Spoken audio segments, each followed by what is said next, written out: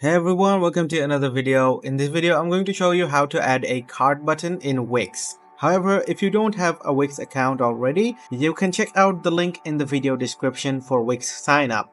So let's get started. So this is a store I have created and here are some products. Now let me go inside a product. So this is one of my products and as you can see, there is no add to cart button. So I'm going to go to the editor and show you how to add the add to cart button. So we are here in the editor mode. Now we are going to click on add elements. After clicking on add elements, we are going to click on search and let's search for cart. After searching for cart, we are going to find add to cart button. We are going to click on the button.